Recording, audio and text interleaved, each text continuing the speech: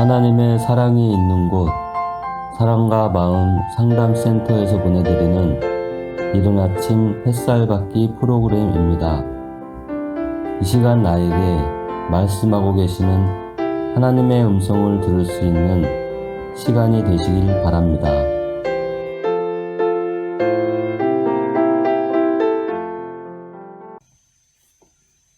이른 아침 햇살 받기 시간입니다. 어제 우리는 하사엘에 대한 이야기를 나누었습니다. 하사엘은 엘리사 선지자가 아람의 왕이 될 것이라고 얘기를 했고요. 이제 엘리사도 그 이야기를 합니다. 그 얘기를 들은 엘리사는 베나닷 왕을 결국 죽이고 왕이 됩니다. 여러분, 엘리사 선지자는 하사엘을 뚫어지게 쳐다보면서 하사엘이 민망할 정도로 쏘아보면서 눈물을 흘렸습니다. 하사엘은 하나님의 사람이, 그 권능의 사람이 자기를 보고 우니 왜 그러냐고 물었습니다. 네가 이스라엘 자손에게 행할 모든 악을 내가 알미라. 네가 그들의 성에 불을 지르며 장정을 칼로 죽이며 어린아이를 맺히며 아이베인 부녀를 가리라. 아람의 왕이 된 하사엘은 자기 입장에서는 아람 국가를 강력한 국가를 만들어야 되고 부흥시켜서 또 잘 먹고 잘 살게 해야 되고 백성들을 보호해야 됩니다.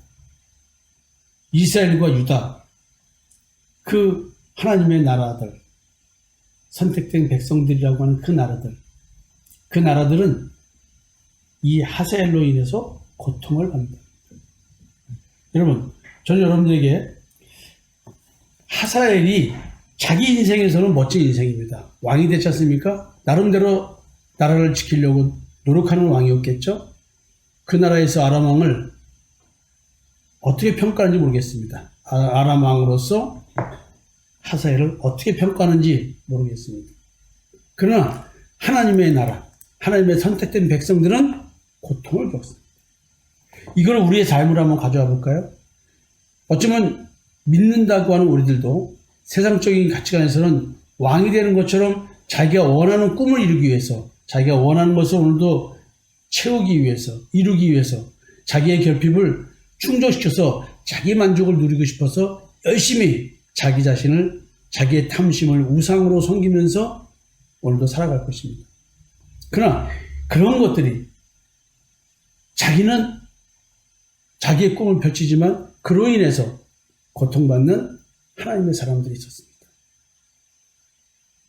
그럼 여러분들로 인해서, 그런 인생을 살아가는 사람으로 인해서 고통받는, 고난받는 믿는 자가 있다고 한다면 여러분들은 그 믿는 자에 대해서 관심이 쏠릴까요? 안 쏠릴까요? 안 쏠립니다. 왜냐하면 나는 내 인생에 관심이 있기 때문에요. 여러분들은 하사엘과 같은 그런 신앙생활을 하는 사람이 안 되었으면 좋겠습니다. 자, 어제 이런 얘기를 하면서 다시 한번 반복해서 얘기를 했고요. 이제 오늘은 이제 열왕기상, 열왕기하, 역대상, 역대하 다 왕에 대한 이야기죠. 오늘은 유다 왕에 대한 얘기인데요. 이스라엘의 왕 아합의 아들 요람 제5년에 여호사밧이 유다의 왕이 되었을 때에 유다의 왕 여호사밧의 아들 여호람이 왕이 되냐, 이렇게 얘기를 합니다. 근데 이스라엘 왕들의 길을 가서 아합의 집과 같이 하였다라고 여호사밧의 아들 여호람에 대한 얘기를 성경은 이렇게 얘기하고 있습니다.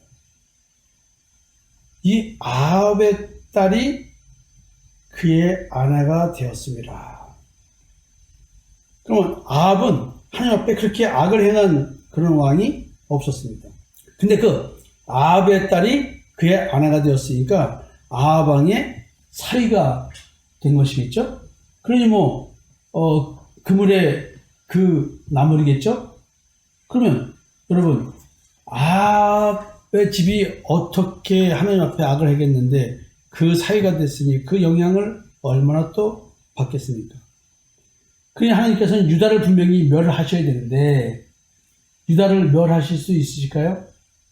어쩌면 지금 아합의 딸이 자기의 아내가 됨으로 말미암아 바알 숭배 사상과 그 바알 숭배 의식이 하나님을 섬기는 율법적 제사에 굉장히 많은 영향을 줬으리라고 생각됩니다. 결국 남유다를 파멸로 이끈 장본인이 됩니다. 여러분, 여자 참 잘 얻어야 될 것 같습니다. 이 여자가 어쩌면 우리 자신이 있을 수가 있어요. 하나님은 분명히 유다를 멸하셔야 됩니다. 근데요, 우리는 성경에서 너무나 은혜스러운 이야기를 다시 발견합니다. 여호와께서 그의 종 다윗을 위하여 유다 멸하기를 즐겨하지 아니하셨으니 이는 그와 그의 자손에게 항상 등불을 주겠다고 말씀하셨습니다. 자, 우리에게 등불을 주신다.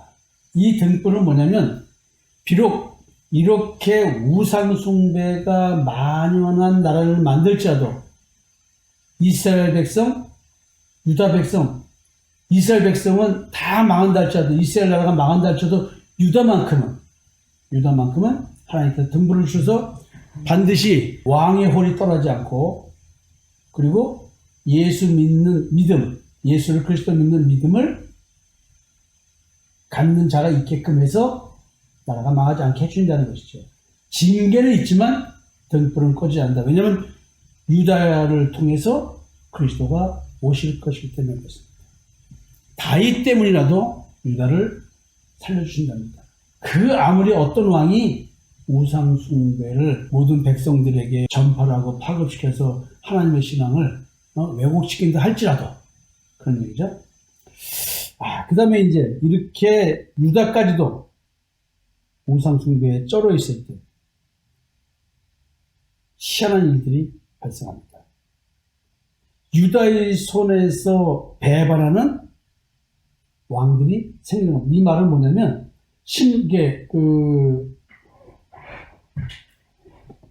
유다에서 그 작은 나라들을 이제 지배하고 통제하다 보면 그 나라에 왕을 세우잖아요. 이 왕이 섭정왕이죠. 허락을 받고 왕이 되는 겁니다. 근데 그 섭정왕이 유다를 배신하는 겁니다. 어쩌면은 그 유다 왕의 대리자죠. 근데 배신하는 겁니다. 그러니까 지금 에돔이 유다의 수하에서 또 배반합니다. 림나도 배반하였다고 합니다. 여러분, 우리가 인간관계를 하든 무슨 관계를 하든 잘 가다가 갑자기 그 사람이 등을 돌리는 경우도 있겠죠. 어느 회사와 계약을 했는데 갑자기 계약이 깨지는 수도 있겠죠. 만약에 우리가 믿음의 사람으로서 하나님의 일을 할 때에 우리가 왜 관계 단절 또는 배신 이런 걸 경험하게 될까요?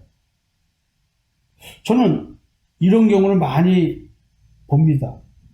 그리고 저도 제가 하는 일에 분명히 어떤 일이 생길 거라는 것을 알고 출발해서 그런 일이 생겼을 때 실망하지는 않습니다. 왜냐하면 예상하고 있었기 때문에.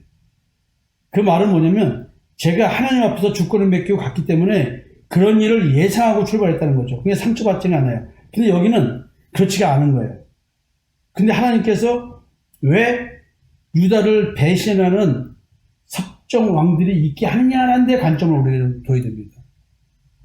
내 주변에 발생하는 모든 일들이 나에게 무엇을 깨닫게 하기 위한 거예요. 지금 유다 왕에게 이런 일이 벌어진 것은 신앙을 바로 세우기 위한 하나님의 경고의 메시지입니다. 여러분, 오늘 인간관계나 또는 여러 가지 일들을 통해서 내 믿음에 대한 하나님의 경고가 있나 한번 살펴봐야 되지 않을까 생각이 듭니다. 여러분, 또 이어서 얘기를 나누도록 하고, 오늘은 여러분들에게 이런 일들, 관계 단절, 관계가 깨지거나 기타 여러 가지 일들이 혹시 하나님의 손에 의해서 이루어져서 나에게 어떤 메시지를 주시는 거 아닌가? 그런 생각을 좀 해봤으면 좋겠습니다. 감사합니다.